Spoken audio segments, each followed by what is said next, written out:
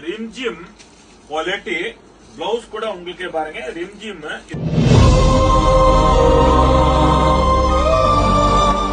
இதுல வந்து உங்களுக்கு வெளில ஒரு நல்லா பிரைட் தெரியும், உள்ள வந்து இத தெரியாது.